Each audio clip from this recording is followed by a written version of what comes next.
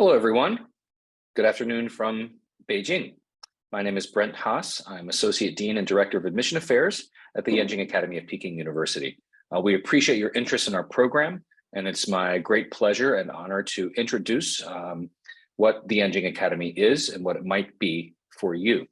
We're also very excited to welcome 4 Yenching scholars, alumni of the Yenching Academy, all from Africa. So today, I'd like to give you a little bit of an update, an overview of what we'll be talking about. So I'm going to give a brief introduction to the history of the academic fields of sinology and China studies. I'll talk about Peking University and give a fairly detailed introduction to the program here at Yenching Academy, or YCA as we call it for short. I'll also emphasize the application requirements and timeline. Hopefully that will take about 30 minutes. And after we're done with that, then we'll move to the main event in today's information session webinar. That will be a discussion with YCA alumni. We will also have time to answer any questions you might have. Now, since this is a webinar Zoom meeting, what that means is that you will be able to type in any questions you might have into the Q&A function, Once you do that, either one of my colleagues in the admissions office will directly answer your questions via text in the Q&A function, or will indicate that we would like to answer your questions live. And please feel free to direct any questions to myself, to the admissions staff in general, or after you hear some of the discussion, to individual or groups of the Yenching Academy alumni who will be joining us today. So with that having been said, let's get started. So I think sometimes it's helpful to contextualize what I think the significance of Yenching Academy is. And the best way for me to do that is by giving a brief overview of the history of sinology, Chinese studies, or sometimes called Chinese language studies, and China studies. Sinology was the original academic discipline for non-Chinese to engage intellectually with the texts and traditions of Chinese civilization. It was heavily philological, sort of a language-based research methodology. It required deep understanding of the written Chinese language, both in its classical and literary forms. It would later become institutionalized in European universities in the mid to late 19th century. Now, Chinese studies, in the context of focusing on contemporary spoken Chinese languages rather than the classical or literary written form of the Chinese language, began in 19th century Europe, really as part and parcel of the expansion of European imperialism and colonialism into and around the Qing dynasty. Chinese studies began in Europe and in some schools in other European colonies. It was there to serve the interests and increase the skills of missionaries, European consuls, as well as traders. China studies would begin in the middle of the 20th century under the global Cold War, and started first in the American university system. China studies would bring together social scientific research methodologies and would focus more on contemporary China rather than historical or traditional China. Now, missionaries have left an incredibly problematic and complicated legacy historically, not just in China, but around the world. When we think about the history of sinology as an academic discipline, however, their contributions to the early development of this field remain significant. From Matteo Ricci, the first Jesuit missionary who arrived in China in the late 16th century, who wrote dictionaries from Chinese into Latin, who began some of the early translations of the classics of Chinese civilization, all the way to James Legge, a Scottish Protestant missionary in the 19th century, who ended up becoming the first chair of Chinese language and literature at Oxford University in 1876. James Legge's translations, incredibly scholarly translations of the Confucian classics, still remain useful to scholars working in the English language today. So despite their broader cultural, historical, and political problems within the field of sinology, missionaries certainly made a very significant contribution. France would lead the way in a couple of important ways in the 19th century. They began the first formal language training courses in spoken, and at the time, contemporary Chinese language in 1843 at what is now known as Inalco. And in the later 19th century, a trio of highly influential professional academic sinologists, Edouard Chavannes, Paul Pilliot, and Henri Maspero, would really set the standard for how sinology would still be practiced, even in some ways up until today in continental Europe. Although Edouard Chavannes sort of founded the field, it really was up to his two students, Pilliot and Maspero, to grow sinology into the complex and interdisciplinary academic discipline that it would become. In 20th century United States, as part of the Cold War and related to developing and changing American national interests, the US government, as well as some private foundations, worked towards funding a new methodology for understanding China. This methodology was part of the move towards area studies, an interdisciplinary look at regions outside of Western Europe and outside of North America. In the Chinese studies context, this is certainly the brainchild and the person most responsible for this change in the field of China studies was John King Fairbank, an American historian of China at Harvard University. He really would revolutionize the way that American universities and later many universities around the world approach the study of China in a couple of ways. Area studies of China integrated not only classical and literary Chinese, but also modern written and spoken Chinese, as well as academic methodologies and theories from the social scientific disciplines. This would take research on China in a new direction. And China, the nation state or the civilization, continued to be the object of teaching and of research inquiry, but they shifted the temporal focus more from China's past to, at the time, China's present, or what they called contemporary China, essentially China after 1949, the People's Republic of China. And area studies of China or area studies of other quote unquote non-Western areas in the world is still a very significant mode for the academic engagement with those regions and cultures. This mode of engagement, area studies, has come under intense academic criticism, mainly since the 1970s, but even to today.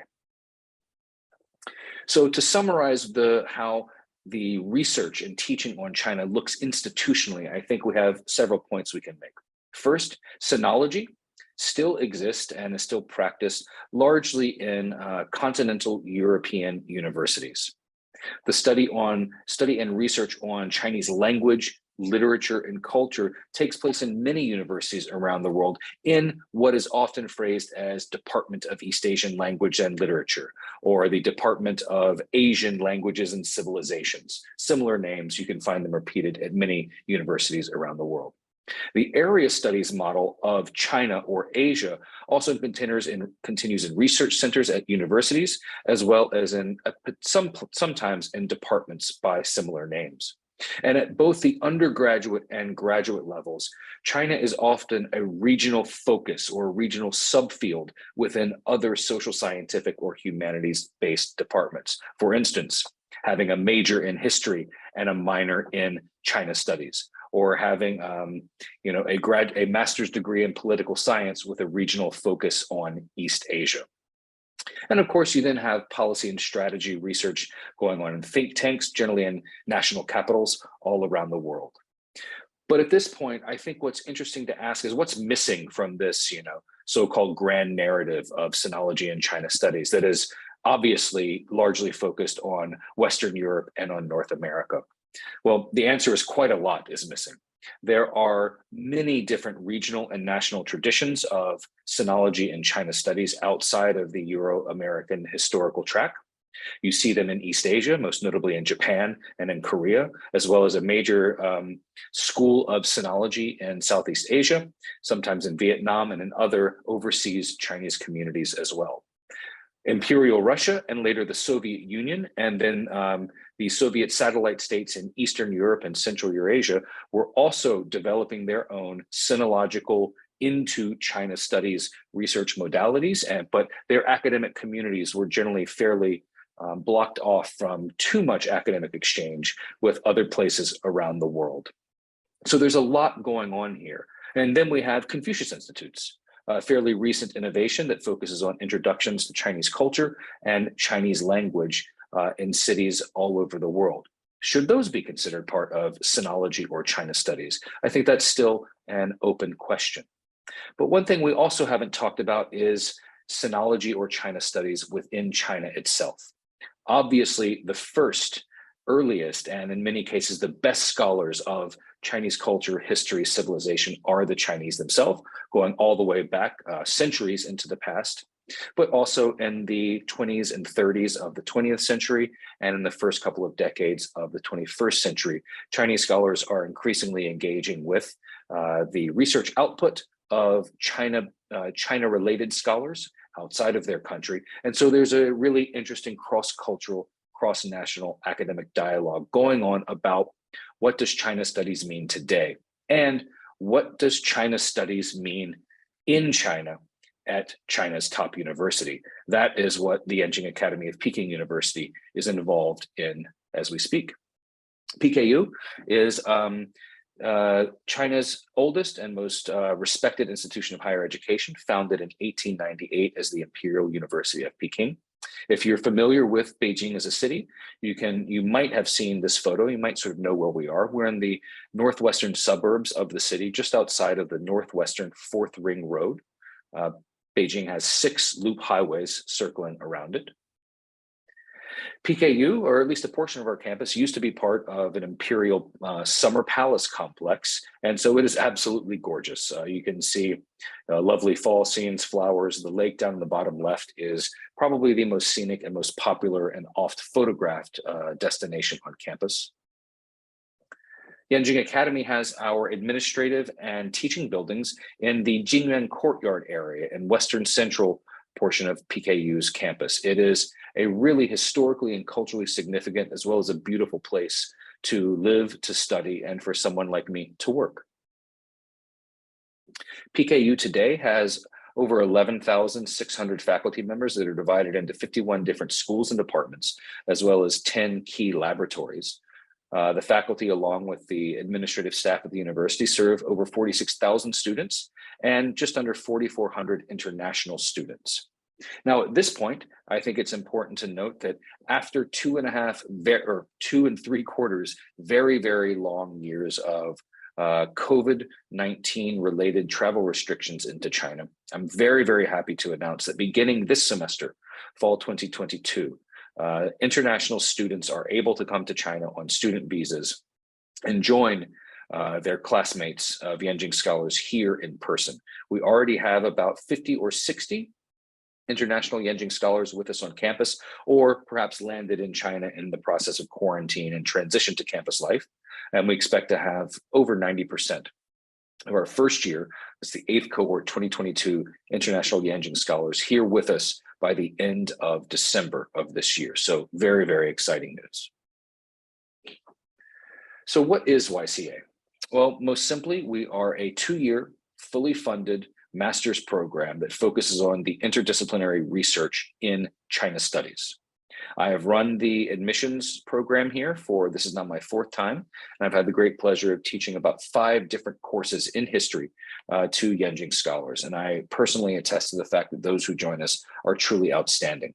They are curious about better understanding China. They are interesting people to be around, and they blend a real diversity, not only of national or cultural backgrounds, but of different educational focuses, different professional experiences, and it all blends together into a really exciting multicultural community. We're a residential program, at least for the first year of YCA. All Yenching scholars live together in the Yenching Academy House. It's a renovated dormitory specifically for Yenching scholars. International scholars have the option to live off campus, funded in their 2nd year, but scholars from mainland China and from Hong Kong, Macau, and Taiwan have to be on campus in the dormitory for both years. The language of instruction and of administration at YCA is English. No prior proficiency in the Chinese language is required for admission. If you, however, have Chinese language study, or perhaps have studied in China or visited China, maybe you're doing your undergraduate studies here, then that's something that you could consider emphasizing in your application materials. It's not required, but it could potentially be a competitive advantage. We also encourage our scholars to integrate themselves into not only the student life at Peking University beyond YCA, but also into the academic community by perhaps taking courses offered in English or potentially in Chinese if you're very, very proficient in Chinese language, in other departments or schools offered at the university. Funding, always an important topic.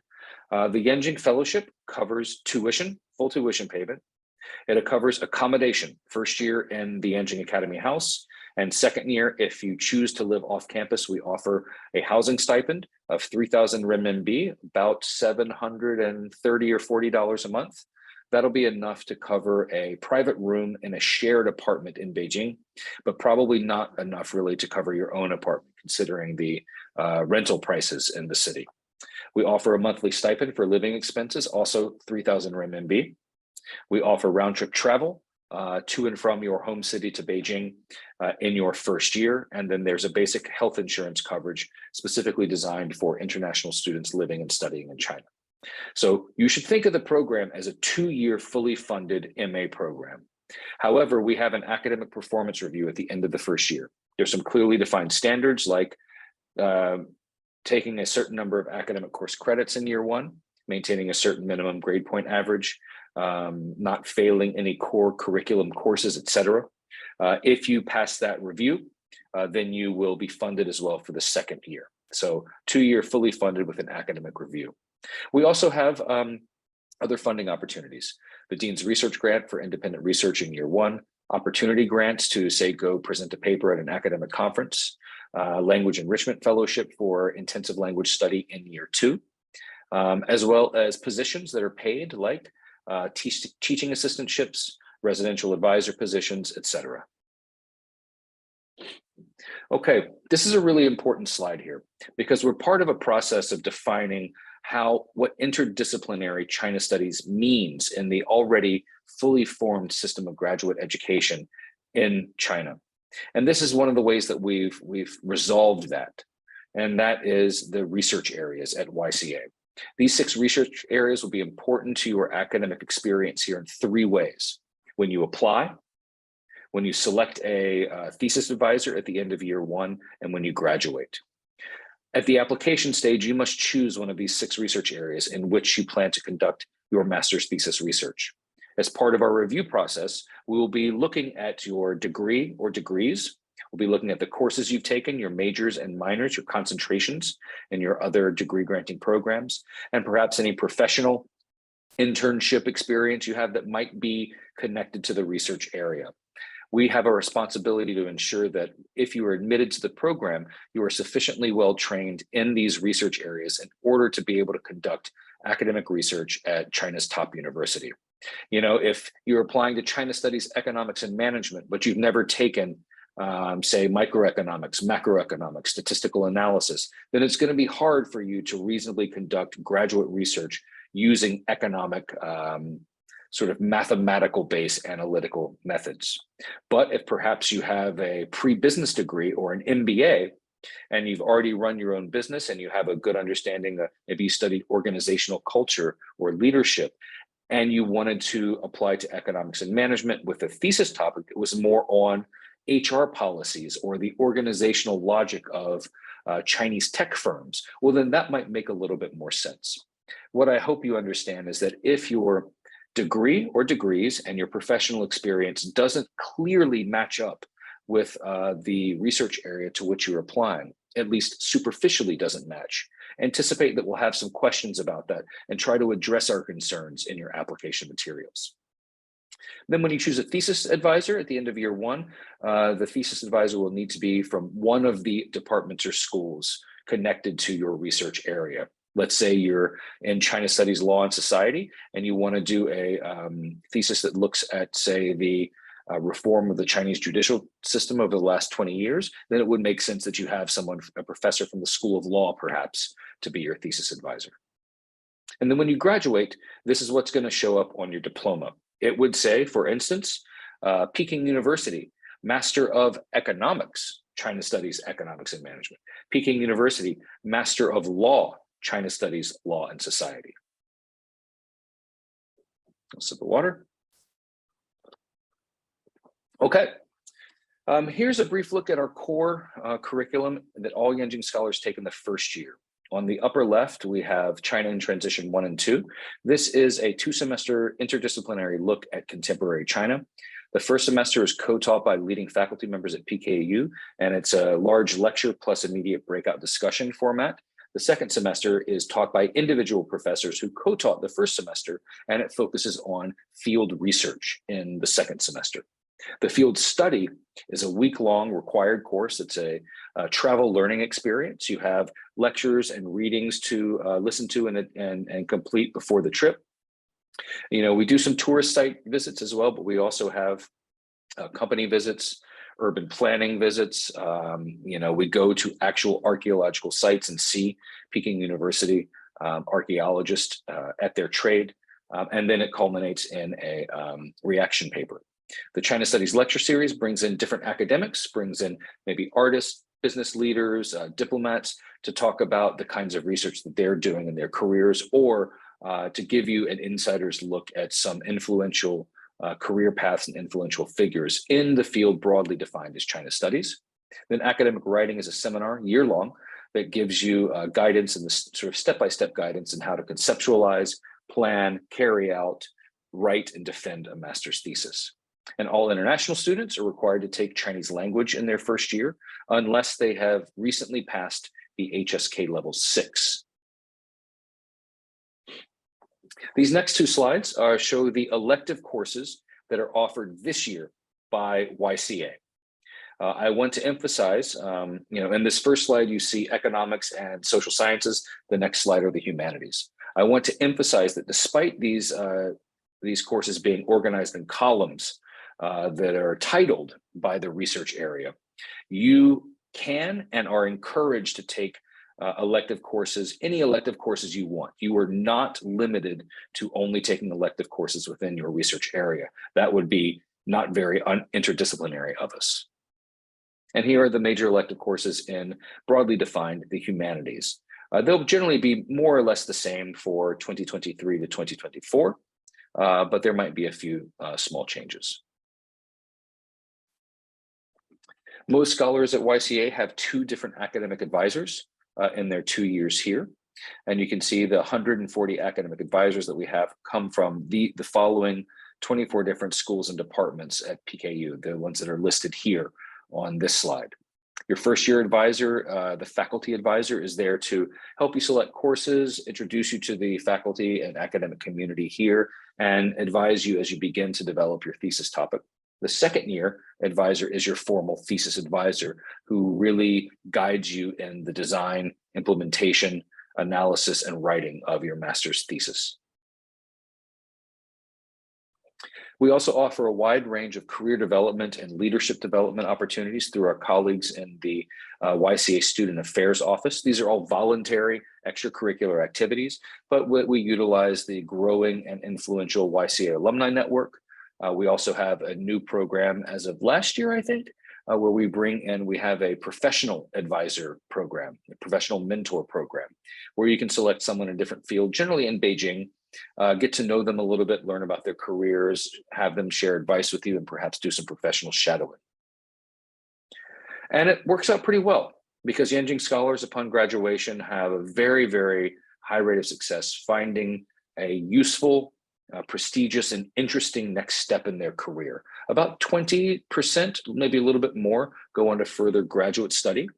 And you can see some of the universities that our scholars have gone on to for doctoral study or for perhaps another MA or law school, what have you. And on the right, you can see international organizations, financial institutions, consulting firms, et cetera, that Yenching scholars who've chosen to move directly into the professional stage of their career have found jobs at right after graduating. Okay, up until this point, I've really been giving you a heavy dose of information about the academic structure of the program and what Yenching scholars do after they graduate. I also hope that you think about YCA as a platform. It's a platform for you to bring your own background, your own personality, your own unique expertise and unique experience to the program, meet a bunch of other really cool, really fascinating, super smart young scholars from all around the world, sort of bounce ideas off of each other and find ways to collaborate and create something new. The Through Our Door exhibition, which was a collaborative effort by Yenching scholars in the 2020 to 2021 academic year, brought together 30 plus Yenching scholars and other Peking University graduate students together that centered their focus on Jingyuan Courtyard 4, our teaching building, and did an interdisciplinary multimedia art, history, cultural exhibition that focused on the memories of what life and learning is like in Jingyuan Courtyard 4, a truly fascinating, outstanding exhibition organized by and led by Yenching scholars. If you're interested, you can scan that QR code and get a virtual reality tour. Yenching Academy's premier extracurricular activity is the Yenching Global Symposium. It's been running since the first year, the first cohort of Yenching scholars in 2015 to 2016. Much like the Through Our Door exhibition, this was essentially the collaborative creative output of Yenching scholars themselves. They got together, thought, oh, wouldn't it be cool if we hosted an international China Studies conference that's focused on young delegates, people at the early stages of their career. They brainstormed some ideas, brought it to our administration. After some negotiation and discussion, it was approved, it was funded, and now it has become one of the most beloved sort of extracurricular activities and really a reputation-defining institution here at YCA. Here you can see the 2022 Yenching Global Symposium topic that was dealing with, in the shadow of COVID, dealing with the, potential resurgence of nations and nationalism on the international stage and the anti-globalization trend that has been very prominent around the world over the last several years, if not longer. Okay, here you can see the overall regional breakdown of the 859 scholars who come from 84 different countries and regions since the program began. You can see Asia, North America, and Europe, the so-called global North, certainly has a lot more scholars who have joined us. We admittedly have a lot of room for improvement to increase our enrollments in Africa and in Latin America.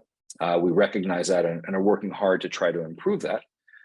But despite the imbalance, we still are a highly diverse and multicultural student body. It's really the people you meet here and the chance to meet people from all over the world generally is one of the highlights that most Yenching scholars speak about when they remember their experiences here.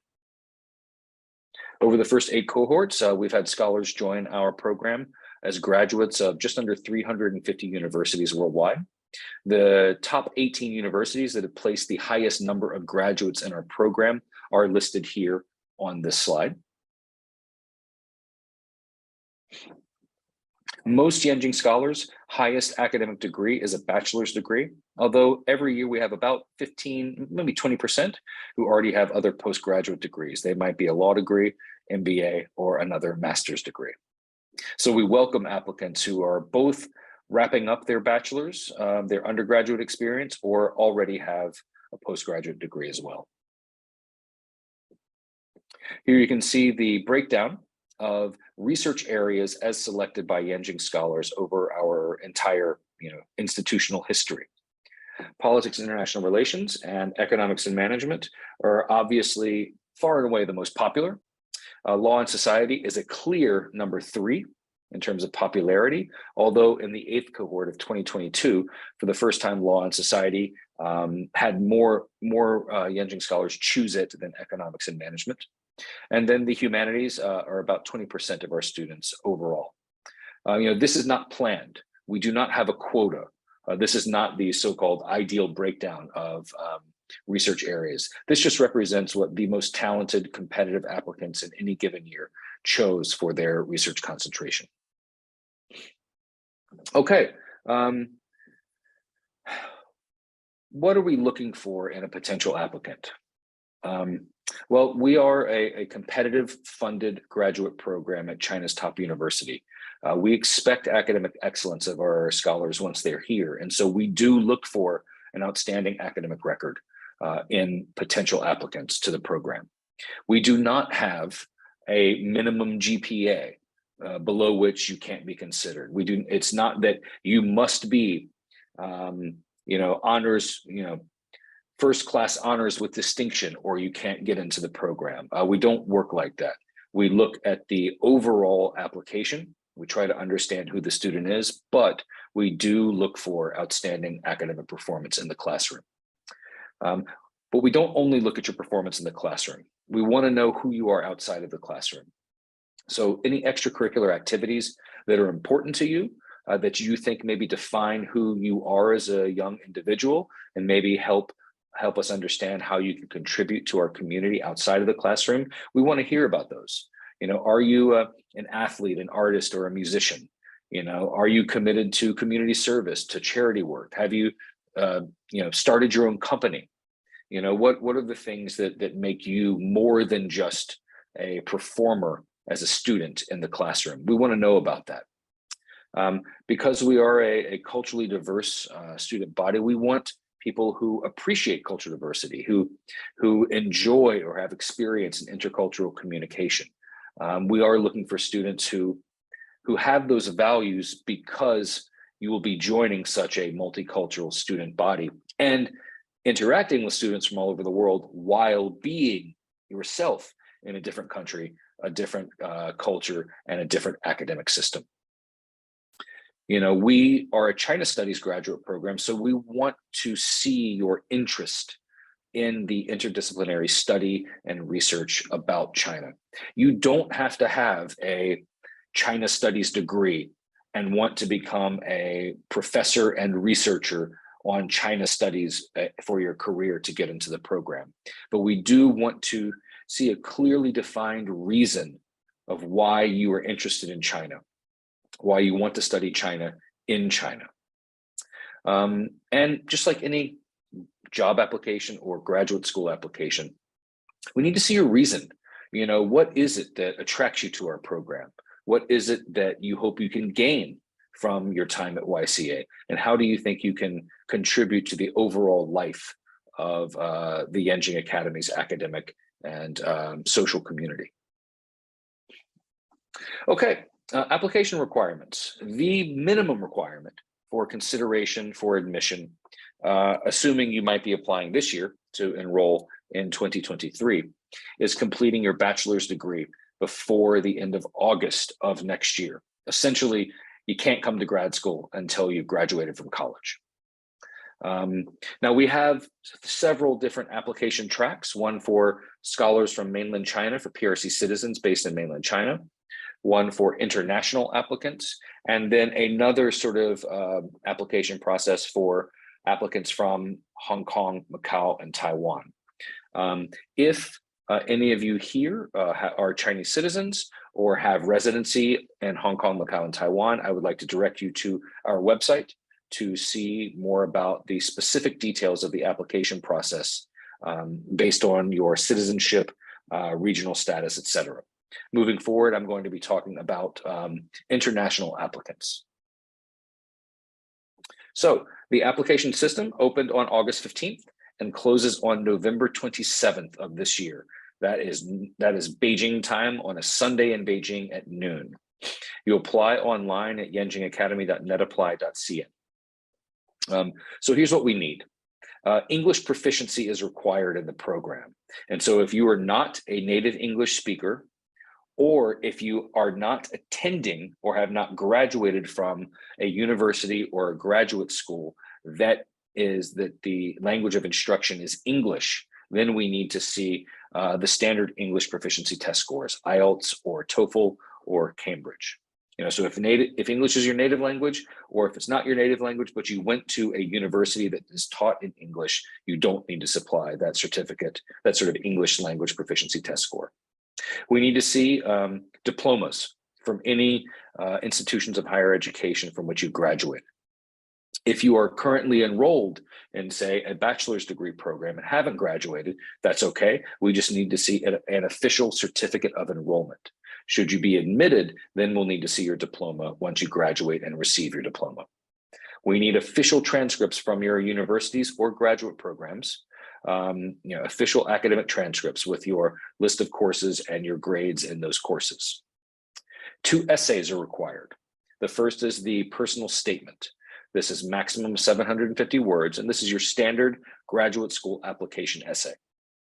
This application essay should tell us who you are, why you're interested in coming to China, why you're interested in YCA, what you hope to learn while you're here, where you're going in your career, and how you think we can help you achieve those goals. Then the longer essay, maximum 1,500 words, excluding citations, is the statement of research interest. This is essentially a looser form of a research proposal. It can be a research proposal, but only if you're really certain you know what you want to study for your master's thesis at YCA. Please do not submit formal research proposals for research you have already done or are currently doing. We want to see what you want to do research-wise while you're here. Consider the statement of research interest your academically focused, research-oriented self-introduction to the professors and faculty at Yenching Academy. It should be written in formal academic language. It should engage with other scholars' work connected to the topics that you're interested in. It can be, you can suggest a couple of different topics, but try not to, spread yourself too thin. We do want to see a little bit of depth in this 1,500 word statement of research interest. You do not have to, you're not committed to your master's thesis being what you write about in your statement of research interest. Rather, we hope that by reading this essay, we can begin to see through your writing how you think about the research process, how you engage with academic literature, how you define a problem or a potential debate or a contribution that you can make, and how you suggest ways that you might be able to carry out this potential research project. We need your resume or CV, and we need letters of recommendation, 2. They must be academic letters of recommendation, professors, and they must be associate professor, full professor or higher, or those equivalents. If you have any questions about that, you can reach out to us at the contact information coming up next. That's what I have for you today. I hope it has been useful. I hope you're excited about this opportunity. I hope it's given you some thoughts about how you might, if you apply, how you might begin to think about your application essays and putting everything together. I really recommend you go to our website, yenchingacademy.pku.edu.cn for English. Do a little bit of research there. Look at how we structure the program and really focus on the bios of current Yenching scholars. You'll see the real diversity of paths that have taken our current Yenching scholars to us here at YCA. And I don't just mean national or regional or cultural diversity. I mean, what did they study? Where have they worked? What got them interested in China? I hope you understand by looking at this that we're not a one-size-fits-all program. There isn't one path to graduating at YCA. Similarly, there's not one single profile of a successful applicant to our program. You can find us on all the standard social media, Twitter, Facebook, Instagram, LinkedIn, or in China, WeChat. So that's all I have for you today. I'm going to go ahead and stop sharing. Hello, Dixon. Good to see you. Good to see you. Santana and Claudine. Hello, everyone. So nice to see you all digitally. Okay, here's what I would like to do. We have some discussion topics, but before we get to that, I really want to take another couple sips of my coffee, and I really need a little bit of water after speaking straight for 42 minutes. I'm sorry for going a little bit over. But how about while I'm refreshing myself, could you maybe just do a very brief introduction for self-introduction for those of us who joined in today's webinar? And I believe, let's see, Santana, you were second cohort in 2016. So maybe let's go in order of seniority in terms of enrollment and graduation. Okay. So hello, everyone. I am Santana Muthani. I am originally from Nairobi, Kenya. I studied my bachelor's degree at USIU Africa, and I knew about Yenching before graduation. And I went to YCA. I had a lovely experience, and I'm now back in Nairobi. I now work as a policy analyst at the intersection of gender, tech, and policy. And what from my YCA experience, I think what I have seen and what I'm tracking are Chinese tech advancements in the continent, what they mean, the gendered impacts of Chinese tech in the continent, and how this will influence Africa's technological future. So I'm very excited to be here, and I'm looking forward to the questions that you will all be asking. Thank you. I guess I'm I think next. Dixon, Okay. you were the second most senior. Okay, can you hear me? Yes, we can hear you. Great. Hi everyone, my name is Dixon. I'm from Nigeria. I'm a member of the fifth, I was a member of the fifth cohort of the Yenching Academy of Peking University. I'm currently doing my PhD at the Graduate School of Education, still at Peking University. My area of interest is in the impact of foreign aid on education enrollment and completion across Africa. While schooling at the YCA, I interned at UNICEF and APCO Worldwide, where I undertook certain research activities on Chinese businesses as they operate within China and even outside China, particularly in Sub-Saharan Africa. So overall, I'm interested in research and academic work, and I also love dancing. So I'm glad to be here to talk to us, to give us like an idea of what it feels like to be here at Yenching. So I'm looking forward to the questions that we raised and try to answer as best as I can. And Zecha and Claudine, you are both 2020 cohorters, I think, aren't you? Maybe ladies first. Okay, ladies first then. Claudine, please. Sure. Hi, everyone. My name is Claudine Okubede-Mfura. I'm from Rwanda, and I'm currently based in South Korea. I was part of the sixth cohort, and my major was politics and international relations. I'm interested in East Asian international relations. So that's why I'm back here in Korea, where I did my undergrad. I'm currently doing an intensive language program here. And I'm also working on my PhD applications because I want to continue my studies and in politics. Yes, so I'm really excited to be here, and I look forward to sharing my experience with YCA potential applicants. Thank you. All right, everyone. Thank you so much. Claudine, I really love Seoul. I would like to go visit it again sometime soon. It's a wonderful city. So thanks for your self-introductions. Let's sort of jump right in. And I think let's sort of start at the beginning. Santana, not to harp on the seniority here, but I'm curious to get a sense of what motivated you to apply to YCA. How did you hear about us, and what were you sort of thinking when you made this choice? So when I was in Kenya, my major was in international relations, and my concentration was in diplomacy and foreign policy.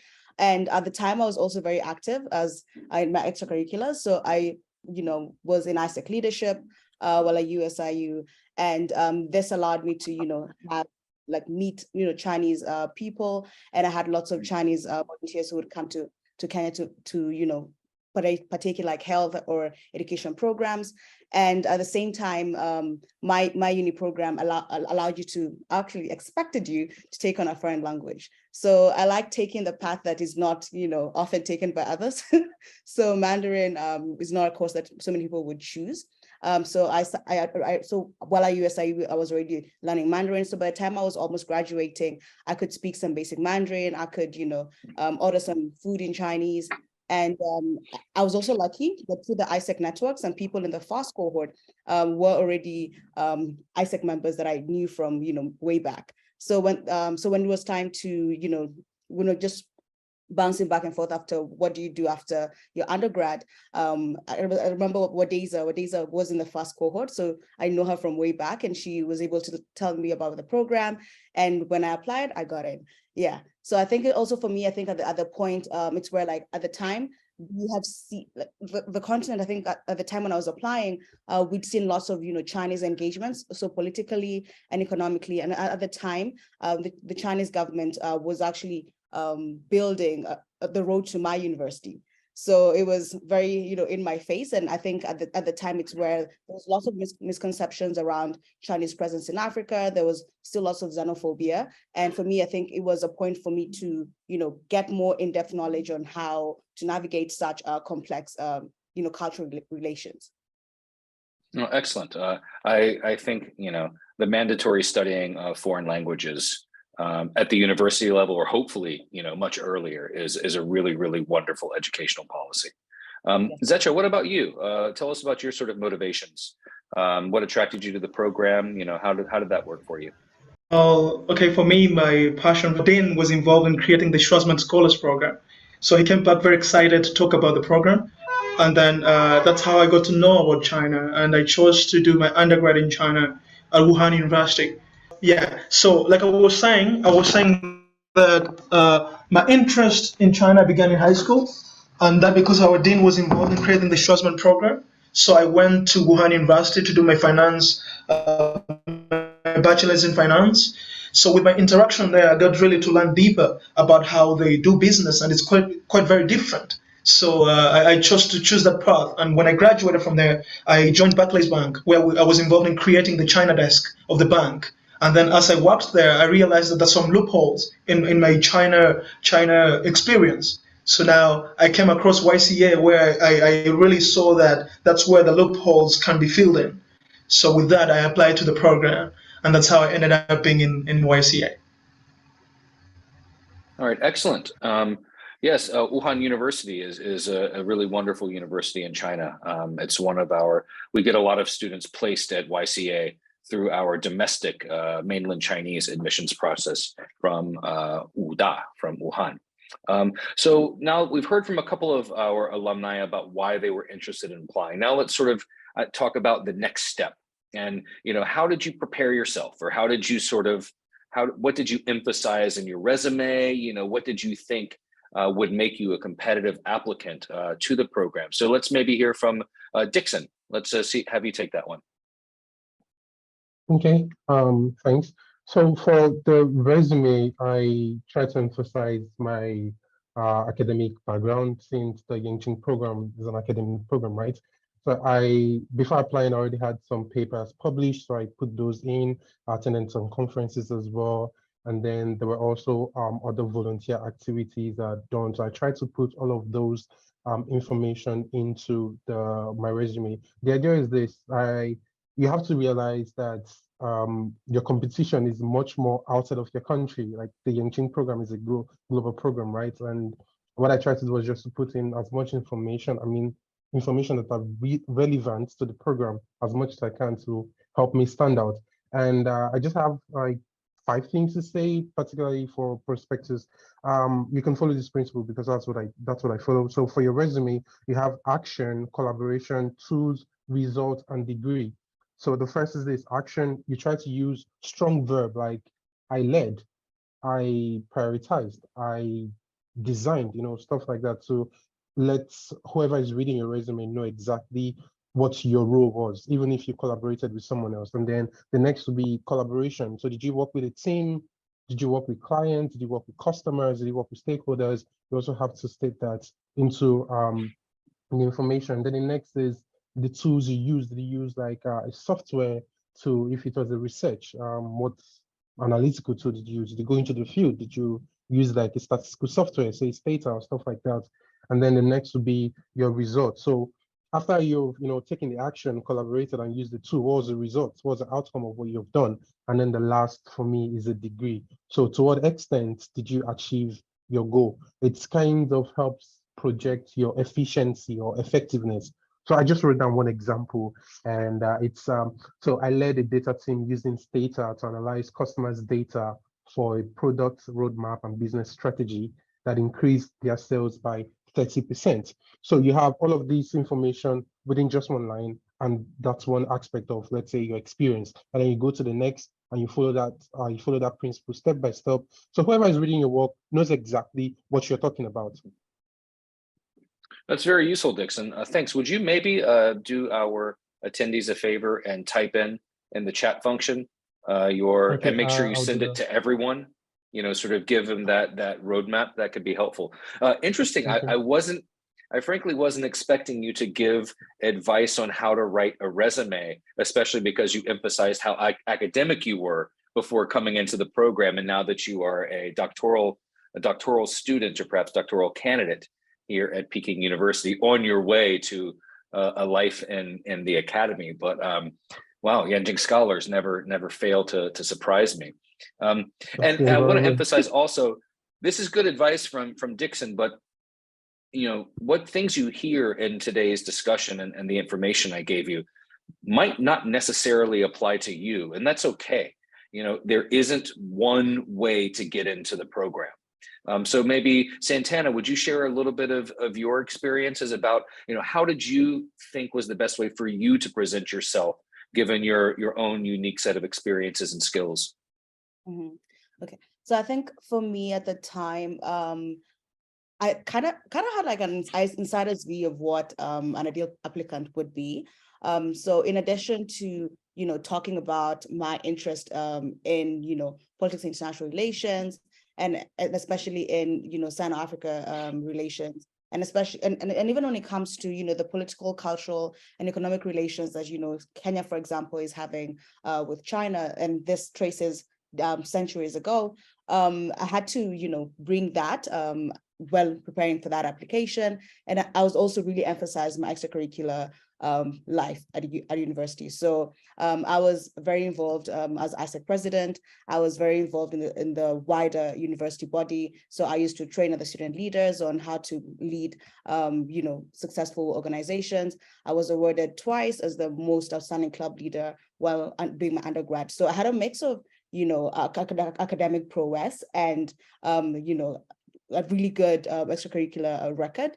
And so even when it came to getting the recommendation letters, I got really good recommendations because the school administration knew me. They had already seen the impact of the work that I do. And even right now when I'm in Nairobi, they still remember. So I think it's just a balance of the two things. Thanks for that, Santana. I'm glad you sort of finished with the recommendation letters. Those are very, very important.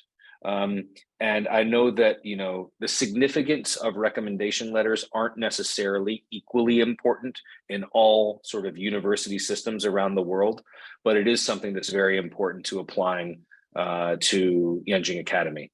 And so I think it's one bit of advice is really work on identifying the right person to write your recommendation letter. And it might mean you need to,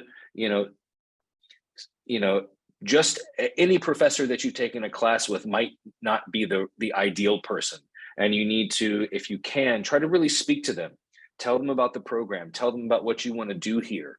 Have a dialogue with them so that they can better understand your motivations and therefore write a more informed and a more sincere letter about you. That's very, very important.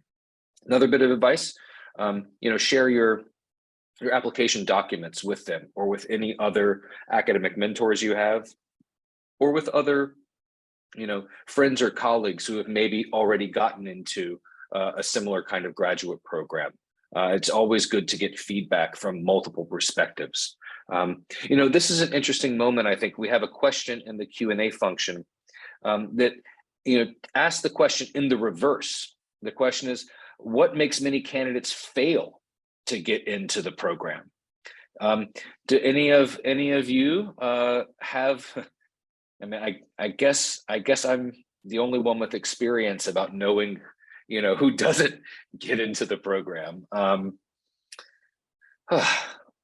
That's a tough question. Brent, I think I can help you. Oh yeah, come on, Zeta, please. I think for me, if I was the admissions officer, your story has to add up. If your story doesn't add up, I just can't accept you. So, for example, you're saying that you have interest in economics, but then your personal statement says you want to do something else in maybe in anthropology. There's a conflict there. And your recommendation, like you mentioned about recommendations, what did your professor tell you about your economic background? Or if it's law, how far have you gone with legal background? And how does that relate to China? So, because at the end of the day, this is a fellowship program. It's an investment that we're making to you. So what will you get and what will we get? So there has to be that kind of unison that comes in, but also how does your story fit in? For example, if we drop you in New York and someone says you're from Yenching Academy, what can you say for them to say, oh, Yenching Academy is a good program? I think that's what I will look into. Wow. Well, Zecha, I think you maybe have a future as an admissions officer at a competitive graduate program. Very good point. I think the story has to add up is important. It's important in a couple of ways. One bit of advice is don't don't emphasize the same things in your personal statement essay, your research interest essay, and in your CV. Whatever job you apply for, whatever school you apply for, please do not use your cover letter or your personal statement to repeat what's in your CV. Now you can talk about what's certain experiences in your CV, but it needs to make sense in the context of the point you're trying to make in your essay with that paragraph, the argument you're trying to make. And the argument you're trying to make obviously is, I'm a good fit, let me in, I'll do you proud if you bring me into the program. So you need to emphasize different aspects of yourself in the 3 core application documents, but there is a thread. You are the same person, and this thread needs to make sense. That story of why you want to come here needs to be connected. And writing these things is hard, but before you can write it well, you need to really think about why this is what you want to do. So there's a lot of introspection and thought that goes into it before you get to the writing stage. But on this other question, what makes many candidates fail to get into the program? The shortest answer, and this doesn't necessarily, this isn't maybe helpful advice for you, but what makes people fail to get into the program is simply the quality of the competition to get in. Every year there are so many people that are on the cusp, and they're so good that they deserve to be in the program. But there are other people that are just as competitive or more so in other ways. So I hope that isn't disempowering to hear. I hope it's empowering insofar as just do your best, be honest, be passionate, think big, and tell us who you are and what you want to do.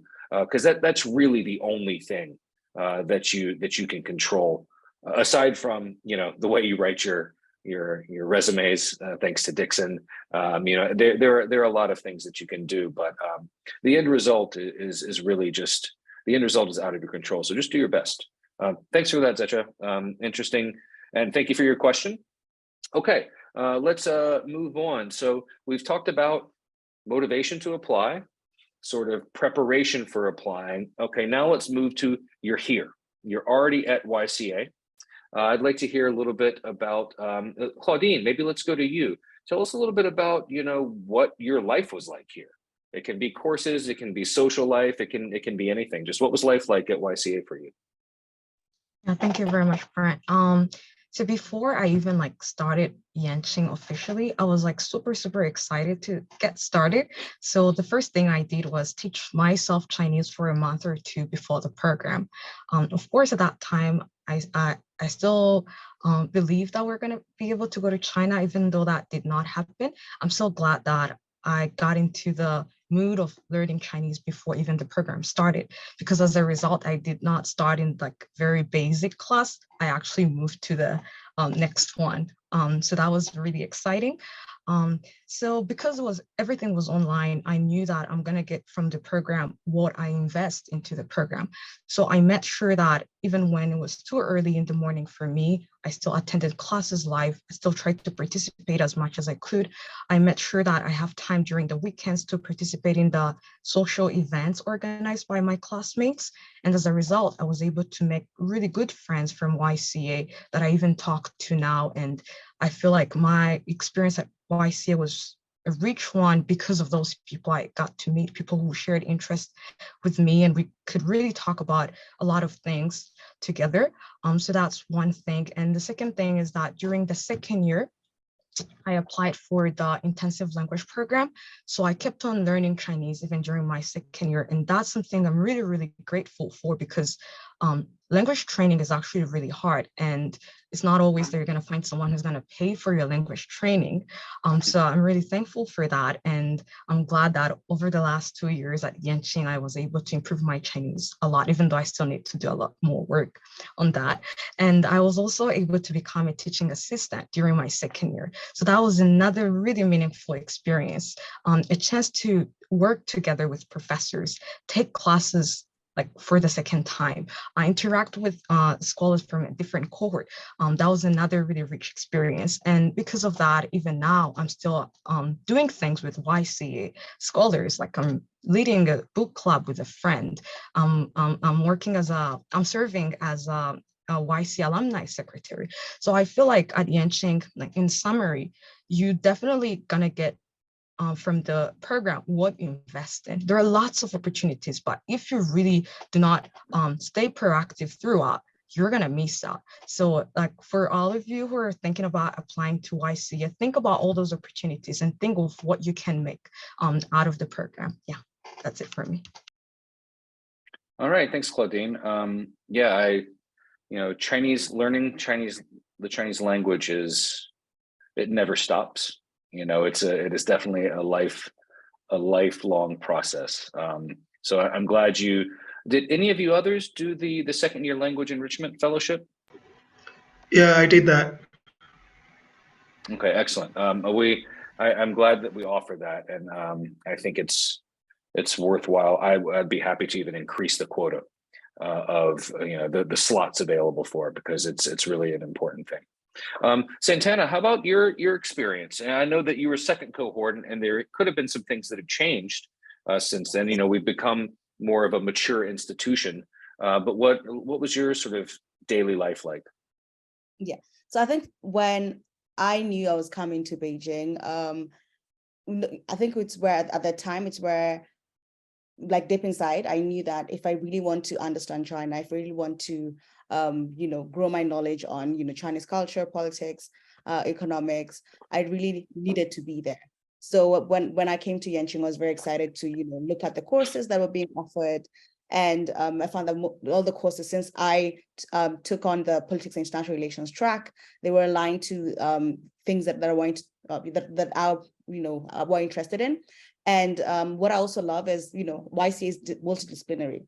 So I also have an interest in social issues that revolve around gender. So I took classes that, social stratification in China to understand, how like Chinese social strata looks like. I was also able to take courses on, multinational organizations and how they're organized, and how to, influence policy when it comes to that. So my coursework was very enriching. And I also really like the fact that I could take, it was actually a requirement that you had to take Chinese classes, irrespective of the level of Chinese or how good Chinese you spoke. So I was also able to really use the Chinese language that I learned from Nairobi and, add on to that knowledge. And what I also loved is we had lots of extracurricular activities. So the other Kenyan scholar, she was called Harriet Kariuki, we came together and we were like, okay, we came to Beijing right in the middle of, fall. So it gets a bit colder, you're kind of getting depressed. So what happened is we ended up having an Afrobeats dance class that we do on the 6th floor. So yeah, so for everyone on this call, the YCA Academy has, the accommodation has a 6th floor where you can just, have parties, dance, play games with friends. So it was a really good way for us to decompress and also get ourselves out of our rooms. And also part of a reading club. I was also a part of Greedy Tongues. So I remember Greedy Tongues in itself is a club where people exchange, it's a language exchange program. And for some of these sessions, we're able to teach people Swahili. And it was actually a very interesting experience. And the beauty about also the YC experience is you get to take on field studies. So I remember for my field research trips, I went to, the first one, of course, was Xi'an. So Xi'an is a pivotal point in China's history. You need to, if you go to China, if you don't go to Xi'an, then there's something that you're missing from that experience. So we went to Xi'an, were able to really tour the city, and I was also able to do research in Shanghai, and I was looking at the plight of migrant children in Shanghai, education reforms that have taken form in China, and how this influence education outcomes. And I was also able to take on another trip to Wuishan, and Wuishan is in Fujian province. And I was also able to really engage the local government there. And it was quite interesting because it is an area that does lots of tea cultivation, which is something very similar. Kenya is known for, its tea exports. So it was very interesting to look at, how people, do different farming of such things. And I also loved, the student activities that were funded by YCA. So I love that there's also a budget for, activities that are, that will be approved if there's a budget that is provided within the approved time. And this dinners and friendships, and we were also able to celebrate, different holidays. So you find, since the program in itself has students from different parts of the world, we'll celebrate Diwali, we'll celebrate the Chinese New Year, and yeah. So I think the whole experience really allowed me to create friendships within the YCA community and outside the YCA community, because sometimes it can become a bit of a bubble because you're with your cohort a bit too much. So you really need to get yourself out there. And I love that the YCA program just allows for you to do that. Thanks. I have also been to Wuishan a couple of times. I have some friends who were in the tea business, and they actually had an apartment down there. Da Hongpao is a fantastic tea, and it's a lovely, lovely area. Okay, thanks. So there are a couple of questions that I want to get to here. After I briefly answer those questions, let's move on. We'll move on to Dixon and Claudine. No, sorry, we'll move on to, let me see here. Yeah, we'll move on to Zecha and Dixon about sort of YCA organized events like maybe GSU or the Yenching Global Symposium. But before I do that, because we're sort of passing the topics here, one student asked, for the recommendation letter, must it be from professors of the alumni university? So on your recommendation letters, the simple but not informative answer is yes, but no. It needs to be someone that you have worked with, someone that has either taught you in a course or mentored you for your thesis or for papers that you've worked on. They do not have to still be at the university where you graduated. If they've switched, moved somewhere else, but there needs to have been a student teacher or mentor mentee role, and they must be academic. So, hopefully that answers your question. If there are more specifics about them, there are lots of ways that you can, the specifics of the recommendation letters can get confusing. If you have specific questions, you can always reach out to us at yca-admissions@pku.edu.cn. And then there was one other question that came in recently. Since the quality of the competition is too high, does this mean that there is a regional quota when choosing potential candidates? Excellent question. No, there isn't a regional quota. We do set targets for the numbers of potential interviews we might want to do from a region, with a look to how many we've done in the past, how many students we've accepted from that region. But these are really just guidelines. We want 40 students from Europe and North America. We want 50 students from Asia broadly defined. There is a target for a very specific regional quota set by the university and the Ministry of Education here of 28 mainland Chinese students. But that is the only specific, because they have a completely separate application path into the program. And so that is the only one that has a hard and fast regional quota. And despite the fact that we have to operate with targets, okay, we have 15 business days of interviews before our winter break in mid-January. We have 10 or 15 interviews in after the winter break in early March. And then, how we're going to try to fill those interview slots. They are flexible. And we will, go beyond our intended number of interviews based on the quality of the applications. And part of the reason why we're doing this year a discussion-based, information session that is involving Yenching alumni from Africa, and we did one similarly for Latin America, as we wanted to try something different. And these are areas that we know we need and want more students from. Okay, so after those, I've got those out of the way. Okay, so let's see. I guess, Dixon, you are, in terms of enrollment and graduation, a year ahead of Zecha. So let's talk about, how about you share a little bit about your involvement in some of the Yenching Academy sponsored events? Okay. So for Yenching, irrespective of the fact that it's very competitive, obviously it's a huge program and you need the best of the best into the program. You also have African students breaking the ranks, getting in and getting themselves involved in a lot of different activities. While here at Yenching, I worked as a student assistant, and this gave me some kind of teaching experience for me to explore areas that I actually didn't really know I was very interested in, and I also gained more exposure into interacting with students, gaining more friends. There's one thing I know about Yenching, the fact that the people, for me, the scholars are like the biggest selling points, and that teaching assistant's position helped me gain more friends and expanding my network. Another aspect would be the YGS. So every year, Yenching scholars design, plan, and execute a global conference where they invite speakers and delegates from literally all across the world. So I worked with the team. My cohort, the 2019 cohort, worked together to plan the YGS, but unfortunately, because of the pandemic, we couldn't execute. But that experience for me was very valuable because we had time to, we planned, we had meetings upon meetings, even with tight semester deadlines, but we still tried to deliver. I was the co-director of logistics, and I worked with the team as well as my co-director. We planned the event as best as we could, but unfortunately we couldn't execute. But the next group, Casey and Michael Yip, they put up something very impressive, and even the subsequent YGS programs have been organized. So you find opportunities for scholars to explore and bring out their ideas, your talents.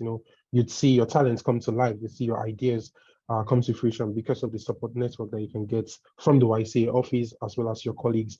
Also, going beyond the YCA environment, even in PKU, we have the Peking University African Students Association, and I'm also a member of that group, and I worked as the director of events for the think tank section of the association. So we call it the Peking University African Student Think Tank, and I led some events there, especially the 5,000-mile China to Africa China lecture series. So I organized that, and we invited different scholars to talk to us, and just to improve that idea of understanding China-Africa relations better. So overall, Yenching offers us the platform to explore ourselves, and African students over the years have always been at the forefront. Zecha will talk more about the GSU. He was even the leader in the student body.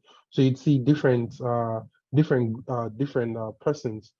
At the end of the day, you need to stand out. You need to show what you can do for you to. You need to show what you can do, and then the opportunities are there for you to explore. Yeah, thanks, Dixon. I mean, it was very, very unfortunate that the 2020 Yenching Global Symposium had to be canceled. It was started planning in the pre-pandemic world of 2019, and it would have been carried out in March of 2020. But most of our students many of them were stuck abroad and weren't able to come back to campus. It was a crisis, and it was very, very difficult. One of the key figures in helping, Yenching scholars and helping the Yenching Academy administration deal with the continuing crisis of the pandemic was Mr. President himself. This would be Zecha. So Zecha, would you tell us a little bit about your experience, at YCA? And I'm very curious to hear you share about your leadership roles that you played here. Thanks, Brent. You can hear me, right? Yes, we can. Yeah, I want to apologize first for giving you a hard time as an office. I think that was tough for you guys. But I think you've apologized many times, but you didn't need to. yeah, because everything was online, so there was so much pressure, and not only that, it was in a setting where you have so many diverse students from different backgrounds in a Chinese context. So, sometimes in a Chinese context, you cannot push some things. Like the office will tell you, okay, this is how far you can come. And then you have students here say, how comes? No, this is not how we do things. You should do this. So how do you balance that? So that's where we came in, where we were able to really, okay, maybe if we can't do this, as students, what can we do to at least reach where we want to be? So I think that was the key takeaway of the whole GSU. And then the GSU was made up of students from all around the world. So you get to really see how social you can be from a global context, And furthermore, you get to meet the top team, like Mr. Brent and the other officials, and how you can reason together to be able to come with concrete ideas to make sure that the social life of students goes on, but without compromising the principles that YCA have. So I think that was very critical, but it was also very hard. So I think if you want to challenge yourself in a global context, running for president or running for GSU office will be very key, because it's not only going to help you to just enable your leadership skills, but also try to also learn and adapt different kind of leadership skills in a global context. Right. The other thing that I did with GSU was also to look for, to expand the YCA network, where I reached out to the Schwarzman Scholars Program. I reached out to the GSU head there, and we were able to even have a trip together and also different online sessions. I also reached out to the School of Teaching Chinese to international students, where we got to expand the language program so the students who were there could learn more and have language buddies and stuff like that. So it's also a way to really expand your horizon. But again, it's for the people that really want to challenge themselves. If you want to stay in your cocoon, I won't advise you to do so.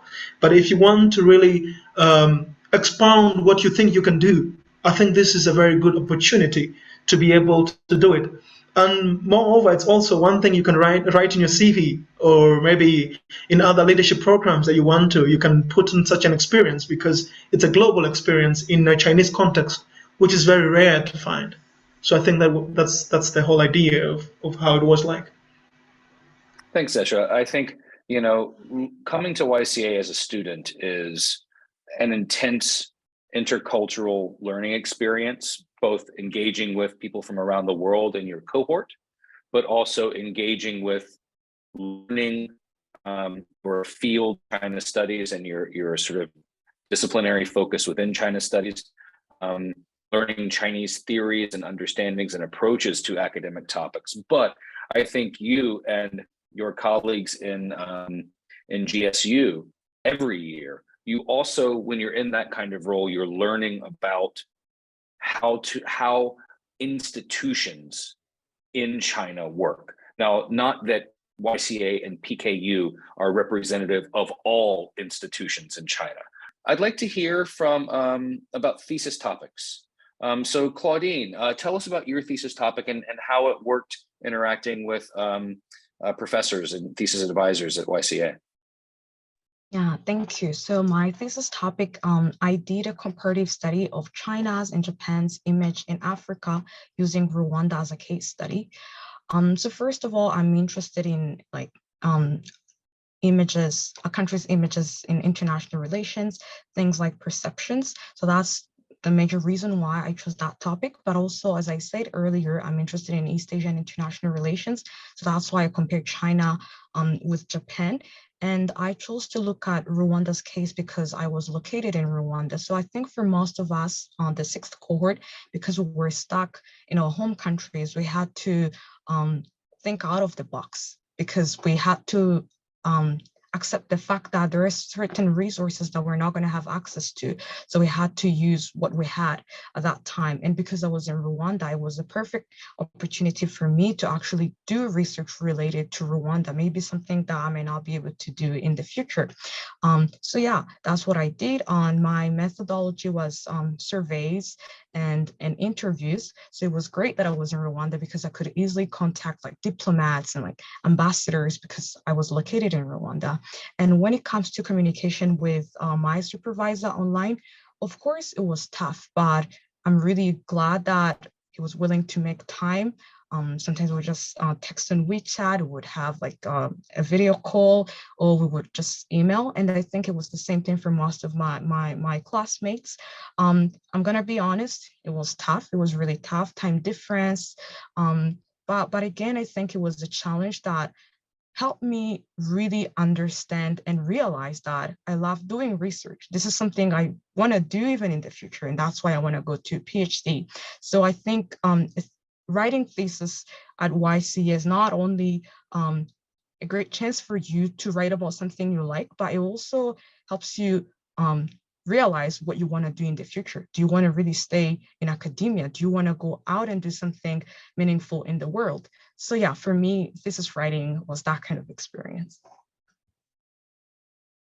Thanks so much, Claudine. I'm glad your thesis topic matches up well with the question that was addressed in the Q&A. And it was a student was asked, or a potential student was asking, saying that they're particularly interested in a comparative study of education policy. Is education a research area that is accepted at the university? Absolutely. And comparative research projects are also more than welcome. Whether it's comparing education policies between China and an African state, or between China and Japan, or comparing say AI regulatory frameworks between China, the EU, and the United States. These are all parts of the way that we broadly define interdisciplinary China studies. Great, thanks for that. Okay, let's see here. Brent, sorry to interrupt you, but yeah, just to add to your point, also Katerina was very interested in education. I'm not sure if you know much of her research, so maybe if someone gets into Yenching, they can link up with YCS scholars that have some interest. Should be okay. Yeah, Katerina, I helped her apply I sort of was giving her advice on her job and PhD applications. I believe she's back. Last I heard, I think she was in Moscow. But it'd be nice to stay in touch with her again. Thanks for stepping in and adding that point, Zecha. You can reach out to Yenching Scholars on LinkedIn. We don't directly share Yenching Scholars contact information just out of respect for their privacy. But I found that in most cases, not 100%, but in many cases, Yenching Scholars are happy to share their thoughts with you and advice if, say, you reach out to them via an alumni network, or even just a cold call message on LinkedIn. They tend to be very receptive to that. So that's something that you can think about doing. So yeah, thanks for that. I want to talk about everyone's thesis, but we don't really have enough time for that right now. But I think that let's see, Santana and Claudine, you're both, are you both involved in the YCA Alumni Network now? Yeah, Santana, why don't you tell us a little bit about how you've been involved with the Alumni Network? Okay, great. So the first alumni network was, of course, the first cohort, and I was able to, the fact that we stayed in the same building, they were still on campus. They're also a really great resource from the onset on how to navigate life in Beijing. I remember the first cohort who were living in Beijing for the second year. They're very helpful, when it came to setting up your WeChat, setting up your bank account, because at the time, some of us, your Chinese is still as basic as it would get. So they were really good resource to kind of get a footing and, also get to know the best places to hang around campus, the best libraries to go and read. And even after graduation, the alumni network has been very helpful. So for example, like with alumni who have been from my cohort, I've been able to forge friendships that, still live until today. And what I also really love about my time while still at YCA is I was still able to rely so since YCA has, different, some people are a bit older than others are fresh out of uni, others have already worked. The people who are within YCA at the time were helpful when crafting resumes. So I remember even just coming out from my room and going to another scholar's room to seek advice on how to, craft my resume. And they were very helpful because they had worked a bit longer in the multinational organizations, and they were really able to help me craft a better resume. So even as soon as we graduated, some of them have moved to different countries. Some of them are pursuing their PhDs abroad and far away from their home countries. And so we've still been able to keep networks and these friendships alive through, FaceTime, WhatsApp, name it. So all the social networks. And even when it comes to, I think something I love about the YCA community is people are really, really nice. So you find that even with the groups that we had on WeChat for our cohorts are still alive, and they're still able to share jobs with each other, share opportunities with each other. If somebody's traveling to your city and they know you're there, they'll just reach out and they can host you. And yeah, I think it's a lovely community, and I really love the friendships that I've been able to forge there, because I found my really, really best friends from that program. Excellent. Thanks, Santana. Claudine, why don't you tell us a little bit about your experience with the Alumni Network now? Yes, I will try to be brief. So first of all, me and another classmate of mine called Calvin, we organize monthly book club discussions. So every month we decide one book related to China, we read it, and then at the end of the month, we meet together and discuss it. And that has been really, really wonderful. Great discussions. And yeah, I would love to see more people join. So maybe later on when you become YCA scholars, we would love to have you join us. And then we also organize meetups in different parts of the world. So right now, because I'm in Seoul, South Korea, a few weeks ago, I met with like scholars who are based here. Some of them are here on exchange programs. Others are just here for like to travel. And it was really amazing for me because everything was online. I did not have any chance to meet any YCA scholar. So meeting them here in Seoul was such a great time. And it's so nice because YCA scholars are unique. I'm gonna be honest, it's like a really unique group of people. You have a great time. It feels like you've always been friends. And I look forward to meeting more in different parts of the world. So I think this new program of like bringing together all the alumni and organizing different events across the globe has been like a really great chance for people to meet again, talk about the wonderful times they've had at YCA, and continue to help each other for career development or just continuing PhD, things like that. Thanks, Claudine. Go ahead. Yeah, so I think something I may have forgot to mention is that I'm the current regional secretary for Africa. And so I'm the one who is in charge of, the student outreach, and especially I am a great resource when it comes to responding to your questions on the kind of applicant you should be. So my term, it's a 2-year term between now and 2024. So I'm looking forward to having more engagements with potential candidates as well. Excellent. Thank you. That was what I was just about to say that, or I wasn't going to point you out as the regional secretary. I was going to mention that part of the growth of our organization, our institution, is, finding areas of things we're doing well and continuing it, and also finding areas that we need to improve upon and trying to think of well-reasoned policies that are sort of industry standards, so to speak, that can help us improve in areas we need improvement. And one of those is better engaging with our alumni through the regional secretary system that we've just set up. This is our first time doing it. So Santana will be, overseeing alumni activities in Africa, and we have different regional secretaries all over the world. Also, one thing we're doing is we are instituting the alumni enrichment program, and that is a program that will allow alumni, once the borders are fully open for the specific type of visa they need, to apply on a competitive basis, give us a project that they want to work on, and then come back to YCA for a month up to a semester. And they could take some courses for no credit. They have to do a research project.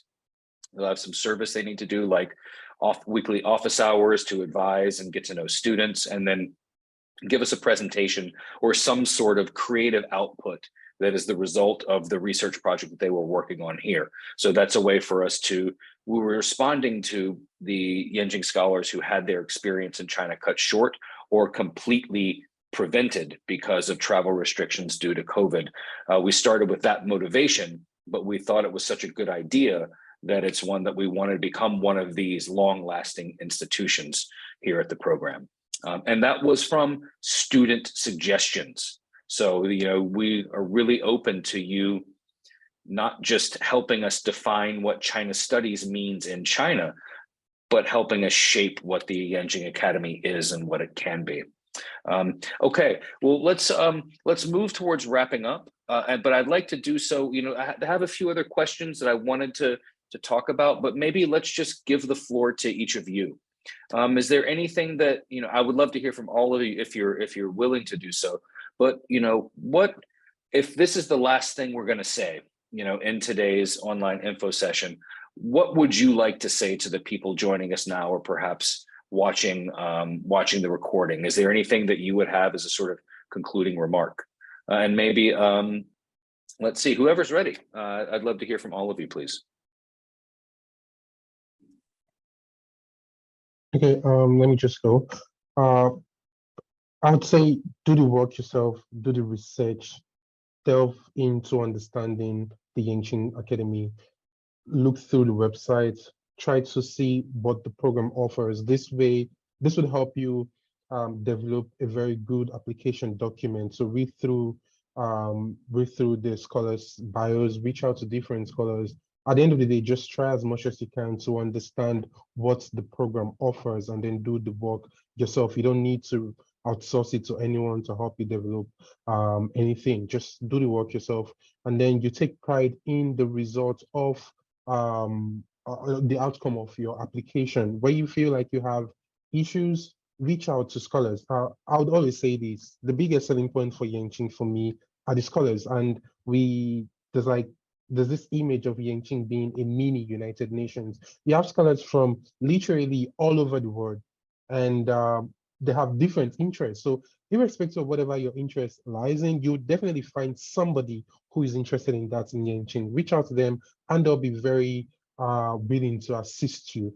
So do your work, do the research. That's the most important thing. And then you disguise your limits. Let's put it like that. Thanks, Dixon. Maybe I can go after Dixon. Oh, sorry, Zetra.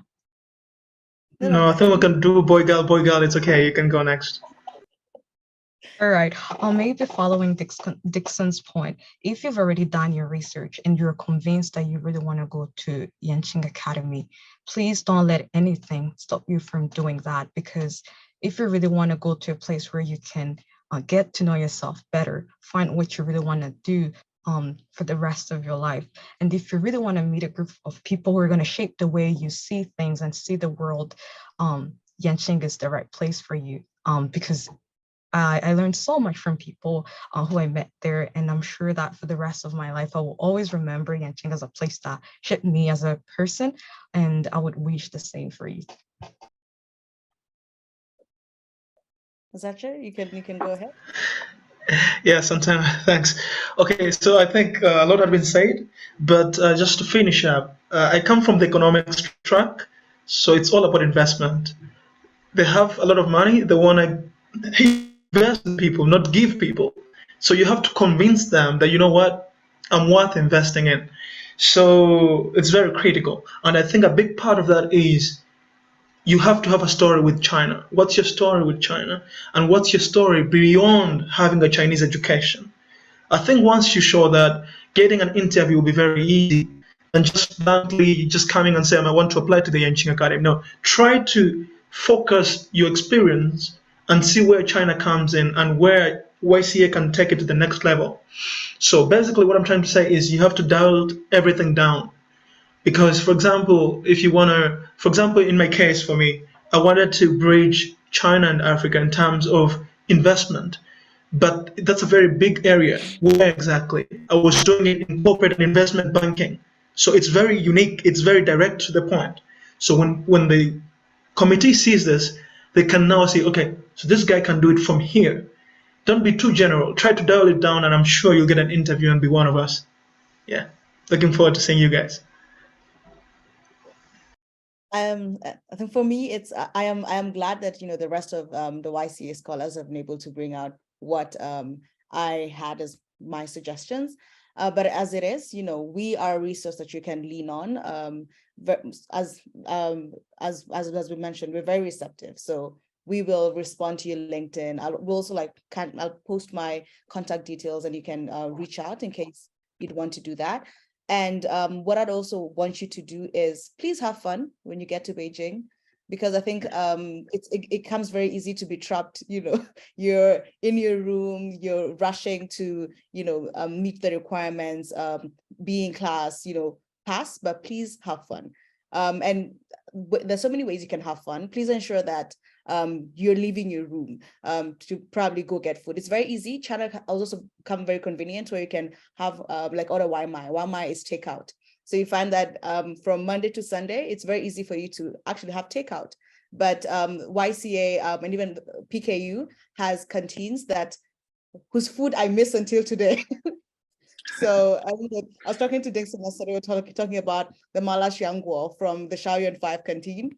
It's something I still think about until today. And the baozi, the pork buns from other canteens within the university. And these are avenues that you can use to meet people from other the wider PKU community. Please also ensure that you take courses in other departments. So don't just restrict yourself to courses offered by YCA. So you build your networks within China, within PKU, and depending on the country that you're coming from, please also attend embassy events, right? Because this is where you also get to engage with diplomats who will also from your country, who will also kind of give you tips and tricks on how to live in China better, and how to even craft your career moving forward. And lastly, when restrictions allow, please travel within China. So I'm sure the restrictions are probably going to loosen up over time.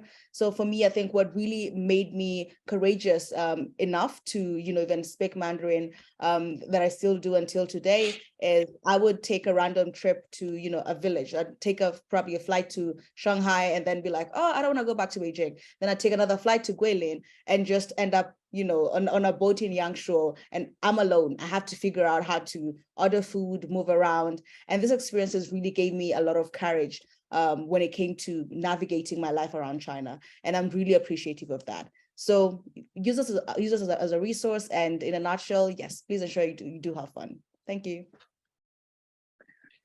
Oh, wow. Your comments were incredibly useful. They were all informative. Some of them were very inspiring and moving.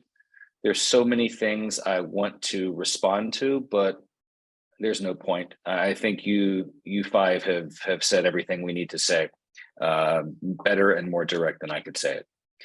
All that I would like to say is thank you to all of you who are watching us on this video or who joined us live.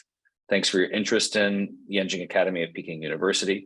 We hope to see your applications in a couple of months, and we wish you the best of luck. Thank you all for joining us. To our alumni, it's been wonderful to see you. We really, really appreciate your time and your effort in making such a successful online information session and discussion. Everyone take care, and let's stay in touch. And with this, we'll go ahead and end today's online information session. Thank you all so much. Have a good one.